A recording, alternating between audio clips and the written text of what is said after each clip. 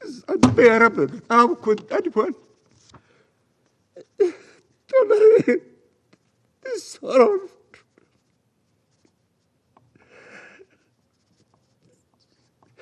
Excuse me, Mr. President. And I now give the floor to the permanent observer of the Observer State of Palestine.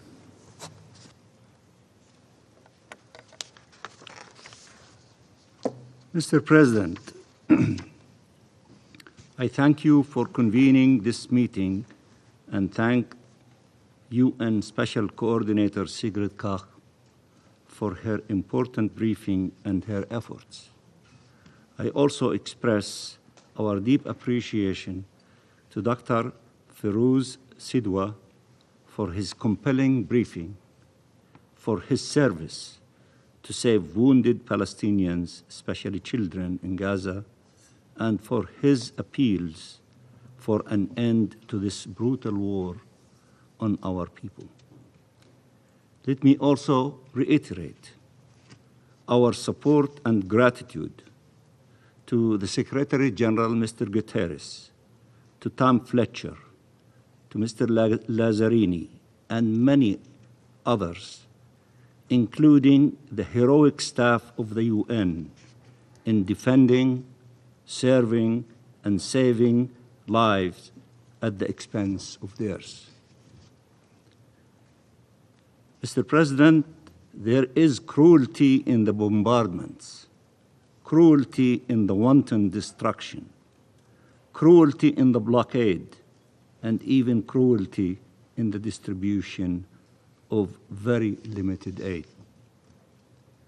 We will be asked, how can you complain about food finally being delivered after having complained about starvation and famine? Isn't it any aid better than no aid at all?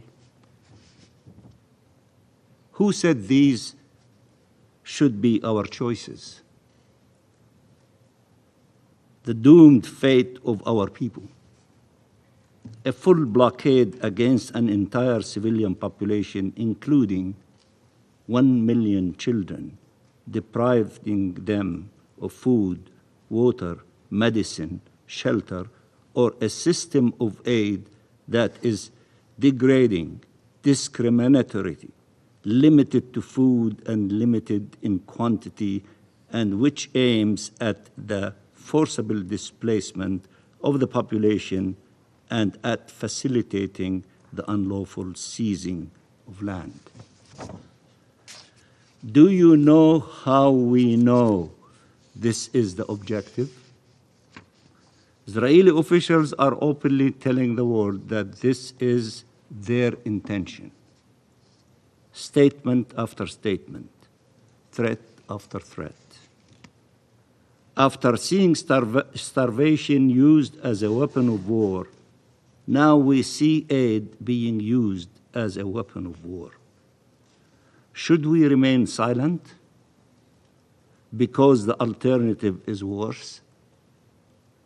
Or should we stand up for the humanity of Palestinians, of all civilians in any situation of armed conflict? The images of hungry, desperate people storming out of the cages they were forced into in order to get aid is gut-wrenching and heartbreaking.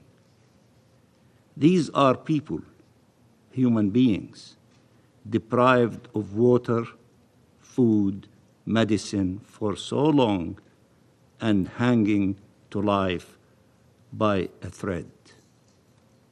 This is outraging the Palestinian people, all of them, including me. It is outrageous to see this situation and still you are not acting. How much more do you want? Israel wants to appear as allowing aid in, while continuing to make sure life cannot actually be sustained in Gaza.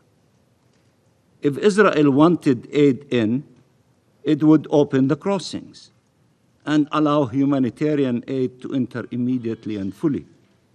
in coordination with the UN, including UNRWA, which proved during the ceasefire its ability to deliver aid to all those in need throughout the Gaza Strip.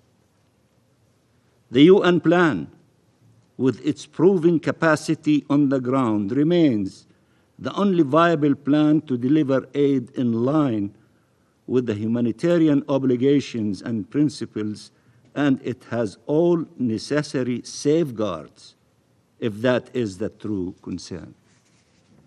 But the true concern is how to get rid of the Palestinians by killing them, starving them, and destroying Gaza so they have no choice but to leave if they want to live. In his speech yesterday, Netanyahu said two truths. The first is a Freudian slip, and I quote, "When you try to target civilians, you invariably hit civilians." End of quotation. And indeed, Israel has been hitting civilians. The second truth is, and I quote, "You always demonize before you annihilate." Let me repeat it. You always demonize before you annihilate. End of quotation. He was saying that as a historical lesson for all. What did he say about Gaza? And I quote, "This is the war of good against evil, the beginning of a determined war that is being waged on the battlefield. It is being waged against the human animals," that's us, "against the monsters," that's us, "that attacked us with hideous brutality 20 months ago, and we will defeat them and annihilate them. They will not remain. They will not remain." End of quotation. He repeated yesterday, and I quote, "This is a war of civilization against barbarism." End of quotation. We have to ask, is it civilized to bomb indiscriminately, to commit daily massacres, to kill entire families, to destroy all the requirements of life and survival for over 2 million people, including 1 million children? Is it civilized to blockade and to starve a people? If this is civilized, what is barbarism then? Is it civilized to bomb schools, serving as shelters for displaced civilians? When you see the images of 6-year-old Ward al-Sheikh Khalil, the first question should be, how did she find herself amidst the flames, which my brother Ammar showed you the picture? It is because of an Israeli strike on a school turned into a shelter. 36 people were killed in that strike, mostly women and children. Ward survived, but her mother and 5 of her siblings did not make it out of the burning buildings. And again, my brother Ammar showed you the pictures. She will forever have to live with that trauma. And as the distinguished brother Ferouz told us, 50% of those who are under 5 years old are not looking for life. They are looking for death because they cannot bear the pain of losing so many of dear ones, of their families and siblings. If we stop this genocide, before she is killed too. Word. Dr. Najjar, who was honoring her noble mission as a doctor trying to save lives, saw her children as they arrived to the hospital, their bodies burned and already dead. She lost 9 of her 10 children. A horror and trauma the mind cannot comprehend.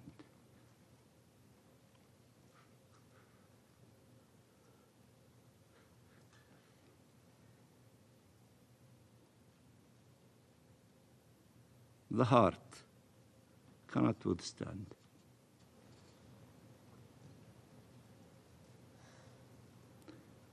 Since Israel broke the ceasefire in March, over 1,300 Palestinian children have been killed, and around 4,000 have been injured. These are children. Children. And still, a war against barbarism. Children.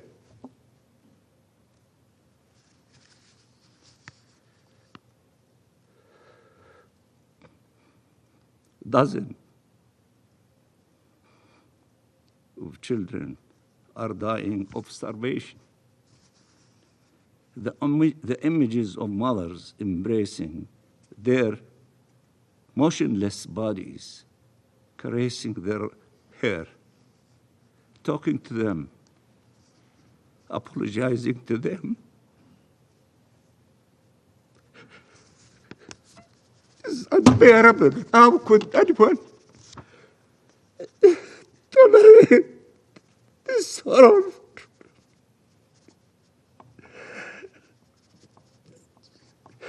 Excuse me, Mr. President.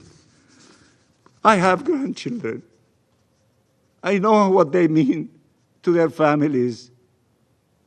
And to see this situation of the Palestinians without us having hearts to do something is beyond the ability of any normal human being to tolerate.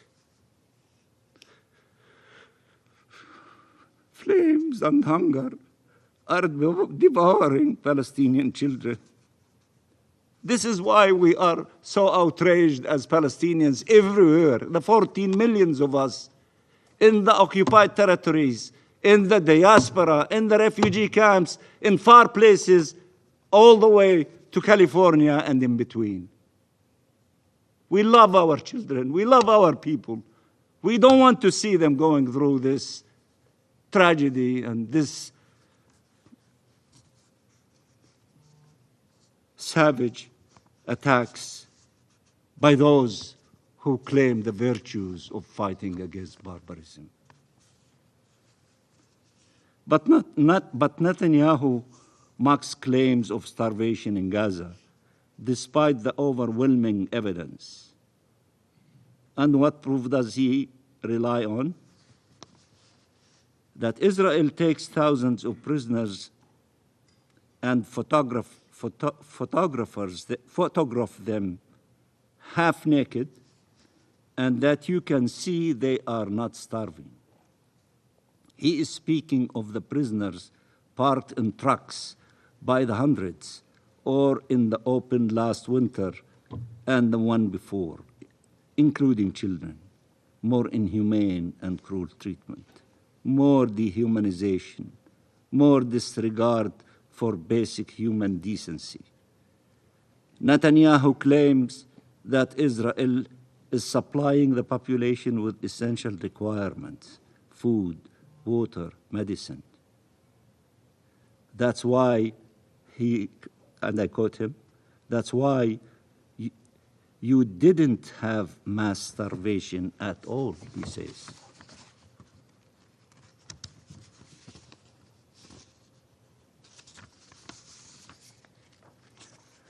This is the same Netanyahu that decided to impose the total blockade that the people in Gaza endured over the last 10 weeks, deliberately denying them water, food, medicine, and shelter.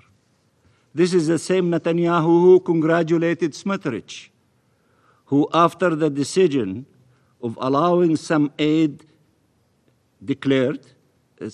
end declared, and I quote, "Now we conquer, cleanse and stay until Hamas is destroyed. Along the way, what remains of the Gaza Strip is also being wiped out, simply because everything there has become one big terror city."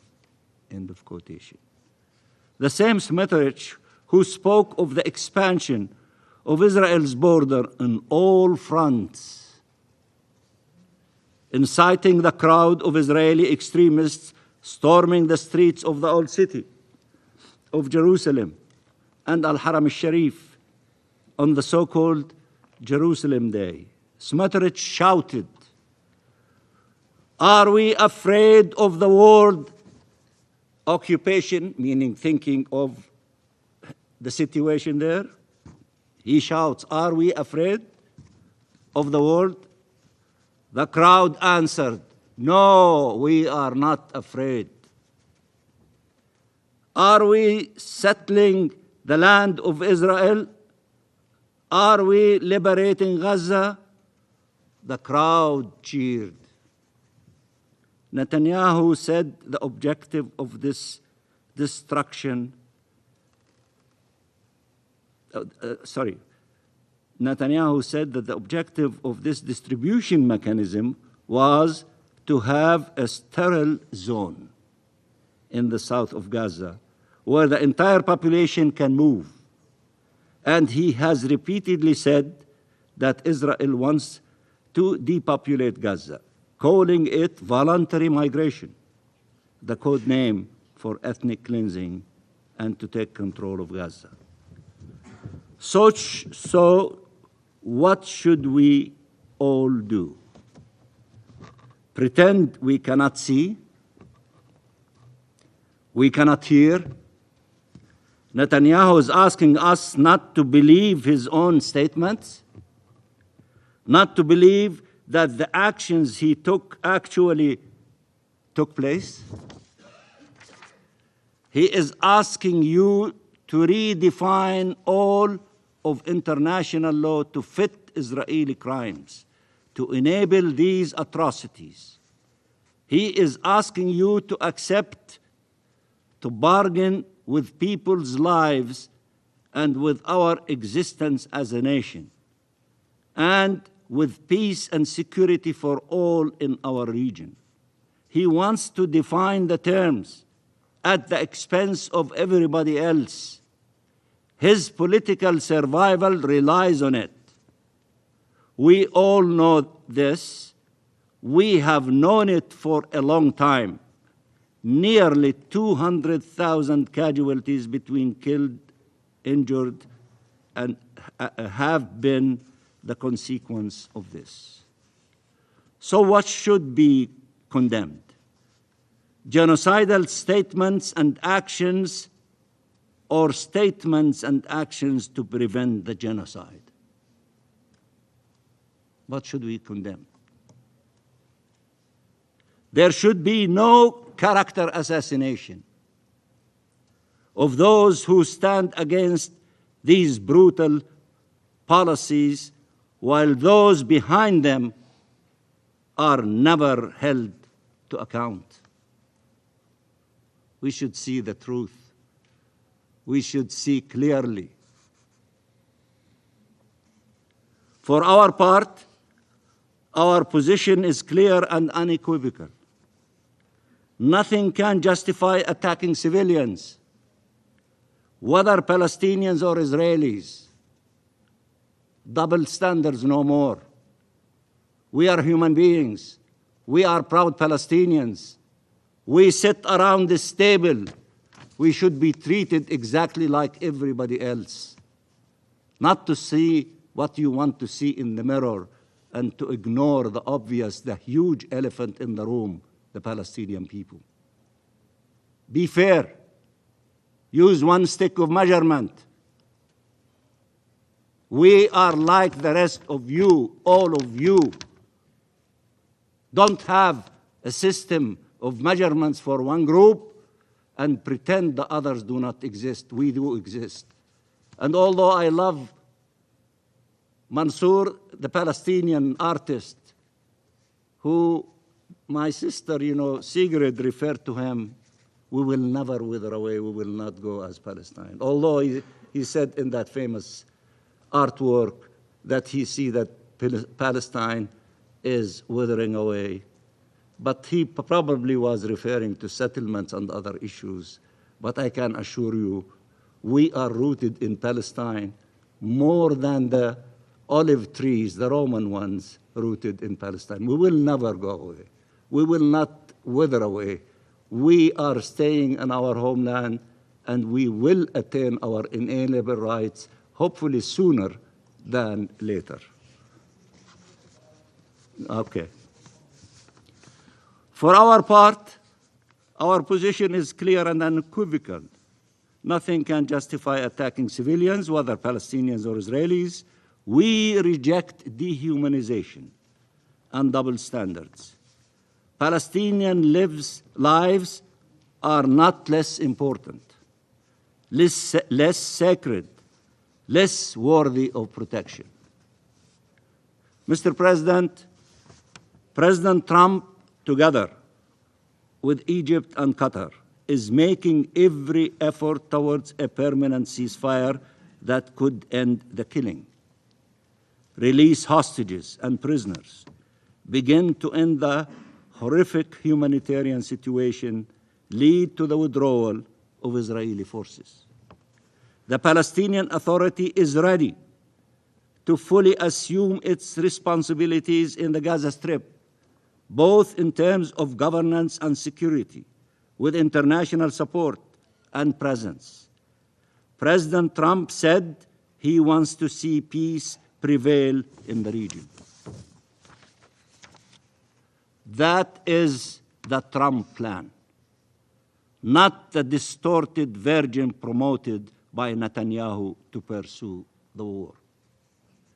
It is time for all states to do what is necessary to end this genocide, break this siege, end this illegal occupation, achieve the independence of the state of Palestine and the two-state solution and peace.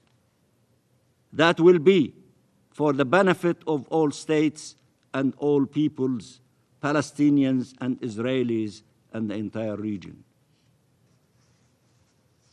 If the Security Council does not act, there is nothing that prevents you from acting in your national capacity. Act in your national capacity. Do something. Stop this crime from continuing against the Palestinian people, this genocide. Let's not try to shift the blames of those who are not acting. Show us your true character, your commitment to international law, your commitment to justice. You can act. And by acting in your national capacity also, you might inspire the Security Council to act in its collective, powerful capacity. This is not a so-called reward or gift. This is the right of the Palestinian people to life, to live as a free people, to live in peace, security, and with human dignity in their homeland, side by side, in peace and security with Israel. These decisions can no longer be deferred. States must act within these halls at the national level, collectively, and at the upcoming international conference in June. They need to show that their resolve far outweighs the will and sinister plans of the enemies of peace. Free Palestine, as hundreds of millions of people are screaming in the streets in every corner of the globe. Free our region from occupation and wars. It has all gone on for far too long. The human toll and suffering are more unbearable than ever. There must be an immediate ceasefire. There must be unimpeded humanitarian aid and protection for our people. Hostages and detainees must be released. The forced displacement of the Palestinian people and annexation of Palestinian land must be stopped. Save Gaza, save Palestine, save the two-state solution, save peace. Thank you, Mr. President. Do you want to watch more videos like this one? If yes, subscribe to our channel and press the bell icon next to it. We have decided to bring videos on something nobody talks about: African politics, economy, and increasing power. Thanks for watching, and until the next video, stay tuned. Tell us what you think in the comment section. Like and share the video, and subscribe so that you don't miss any of our African videos. It's the best way to support us.